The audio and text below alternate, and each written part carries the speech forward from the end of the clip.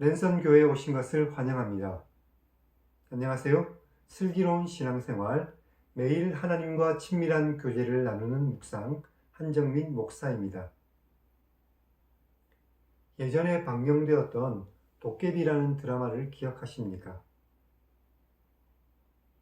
공유와 이동욱이라는 배우가 참 멋있다라는 생각이 들게 하는 그런 드라마였던 걸로 기억합니다. 그런데 그 드라마 중에 이런 장면이 있습니다. 도깨비 역을 맡은 공유가 외국의 어느 거리를 걸어가는데 한 집에서 한국 소년이 뛰쳐나옵니다. 학대를 피해서 달아나려던 것이었죠. 그런데 그 소년에게 공유가 샌드위치를 건네면서 그를 돕습니다. 그리고 세월이 흘러 이 소년이 노인이 되었고 결국 세상을 떠나게 되었습니다. 저승사자인 이동욱의 도움으로 공유는 이 소년을 만납니다. 그리고 공유는 그 소년에게 다른 사람을 돕는 훌륭한 삶을 살았다고 칭찬합니다. 그러자 소년이 대답합니다. 전 다른 선택이 없었어요. 계신 것을 알아버려서요. 라고 말이죠. 공유가 다시 이렇게 말합니다. 나는 여러 사람을 만나서 샌드위치를 건넸다. 하지만 그대처럼 나아가는 이는 드물다. 보통 사람들은 샌드위치를 받은 그 순간, 그러니까 기적을 만난 그 순간에 멈춰서서 계신 걸 아니까 다시 한 번 더 도와달라고 말한다. 마치 기적을 맡겨놓은 것처럼.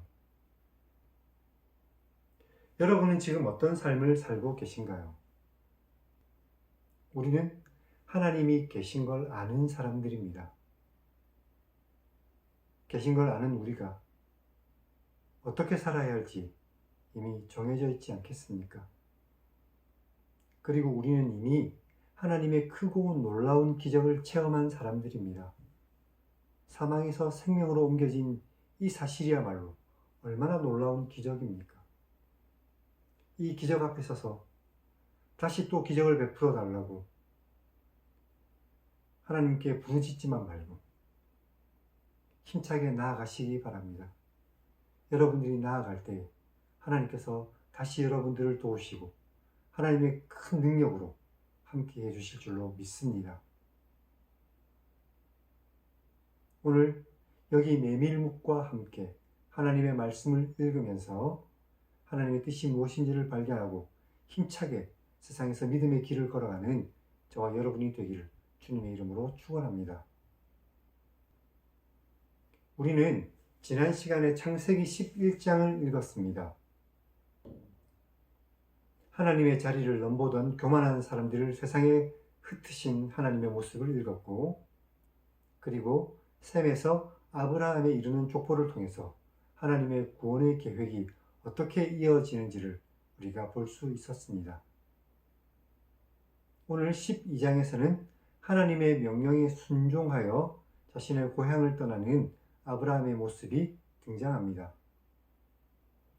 그리고 아브라함은 가나안 땅의 기근으로 애굽으로 내려갑니다. 그리고 그곳에서 자신의 아내를 누이라고 속였다가 어려움을 겪지만 하나님의 은혜로 그 어려움에서 벗어나게 되는 장면이 기록되어 있습니다. 그럼 성경을 읽겠습니다.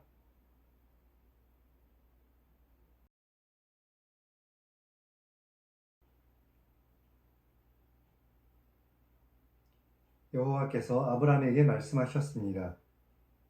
너는 너의 고향과 친척과 아버지의 집을 떠나 내가 네게 보여줄 땅으로 가라.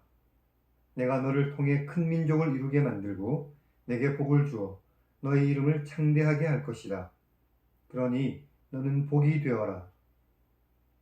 너를 축복하는 사람에게는 내가 복을 줄 것이고 너를 저주하는 사람에게는 내가 저주할 것이니 땅의 모든 족속이 너를 통해 복을 얻게 될 것이다.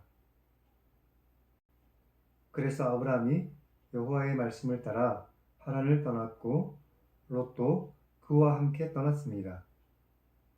아브라함이 하란을 떠날 때에 75세였습니다. 아브라함이 그의 아내 사레와 조카 롯과 하란에서 모은 모든 소유와 얻은 사람들을 이끌고 하란을 떠나 가나안 땅으로 떠나서 마침내 가나안 땅에 들어갔습니다. 아브라함이 가나안 땅을 지나다 세겜 땅 모래 상수리 나무에 도착했습니다.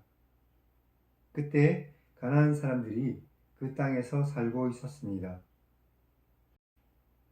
여호와께서 아브라함에게 나타나 내가 이 땅을 내 자손에게 줄 것이다 라고 말씀하셨습니다. 그래서 아브라함이 그곳에서 자기에게 나타나신 여호와께 제단을 쌓았습니다. 그리고 거기서 베델 동쪽 산으로 옮겨 장막을 쳤습니다. 서쪽은 베델이고 동쪽은 아이였습니다. 아브라함이 그곳에서 여호와께 제단을 쌓고 여호와의 이름을 불렀습니다. 그리고 점점 남쪽 방향으로 옮겨갔습니다. 그 땅에 기근이 들었습니다. 그래서 아브라함이 애굽에서 잠시 머무르려고 떠났습니다. 왜냐하면 그 땅에 기근이 심했기 때문이었습니다. 그들이 애굽 가까이 이르렀을 때에 아브라함이 그의 아내 사레에게 말했습니다. 내가 알기에 그대는 아름다운 여인이요. 그래서 애굽 사람들이 그대를 보면 이 여인은 저 남자의 아내다 라고 말하며 나는 죽이고 그대만 살릴 것이요. 그러니 부탁하오. 그대는 나의 누이라고 말하시오. 그러면 내가 그대 때문에 안전하고 내 목숨이 그대 때문에 보존될 것이오. 아브라함이 애굽에 이르렀을 때 애굽 사람들이 사레가 매우 아름다운 것을 보았습니다. 바로를 섬기는 고관들도 사레를 보고 바로 앞에서 칭찬을 했고 그래서 사레를 바로의 궁으로 데려왔습니다. 그래서 바로가 사레 때문에 아브라함을 후대했고 아브라함이 바로에게 양과 소와 노비와 암수 나귀와 낙타를 얻었습니다. 여호와께서 아브라함의 아내 사레의 일 때문에 바로와 그 집에 큰 재앙을 내리셨습니다. 바로가 아브라함을 불러서 말했습니다. 내가 어째서 나에게 이런 짓을 했느냐? 네가 어째서 사레를 너희 아내라고 말하지 않았느냐? 내가 어째서 사레를 너의 누이라고 해서 내가 그녀를 데려다가 아내를 삼게 만들었느냐? 내 아내가 여기 있으니 지금 데려가라. 바로가 사람들에게 아브라함과 관련된 일을 명령했습니다. 그래서 그들이 아브라함과 함께 그의 아내 사레와 그의 모든 소유를 보내었습니다.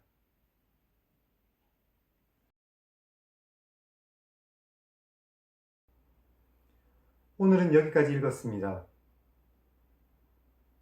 하나님께서 아브라함에게 그가 평생을 살아왔던 고향에서 떠나라고 했을 때 아브라함은 하나님의 말씀에 순종했습니다. 그때 그의 나이가 75세였다는 것을 감안한다면 그 땅을 떠나는 것이 쉽지는 않았겠지만 그럼에도 불구하고 아브라함은 하나님의 말씀에 즉각적으로 순종했던 것을 보시기 바랍니다. 7절과 8절에 보면 아브라함이 제단을 쌓았다라는 표현이 등장하는데 앞으로 아브라함의 기사를 읽다 보면 우리는 종종 아브라함이 제단을 쌓았다라는 구절을 보게 됩니다. 아브라함은 가는 곳곳마다 제단을 쌓았던 사람이었습니다. 그럼에도 불구하고 아브라함이 자신의 아내인 사레를 자신의 누이라고 속이는 장면에서 아무리 믿음의 사람이라 할지라도 결국은 연약한 사람에 불과하다는 것을 우리는 알 수 있습니다. 우리 모두는 하나님의 은혜와 하나님의 능력이 반드시 필요한 사람이라는 것을 기억하시기 바랍니다. 12장에서 본 아브라함의 순종과 아브라함의 실패를 보면서 아브라함의 순종은 본받고 이 실패는 따라가지 않는 그런 믿음의 삶을 사는 저와 여러분이 되었으면 좋겠습니다. 그럼 하나님 1인칭 시점의 성경 읽기를 시청하시기 바랍니다. 하나님께서 하나님의 백성을 이루시기 위해 아브라함을 부르셨습니다. 그리고 아브라함과 사레의 위기 앞에서 그들을 이끄시고 인도하셨습니다. 하나님께서는 지금도 하나님의 백성인 우리를 이끄시고 인도하고 계시다는 사실을 믿으며 그 믿음 가운데서 늘 승리하시기를 주님의 이름으로 축원합니다. 그럼 다음 시간에 뵙겠습니다.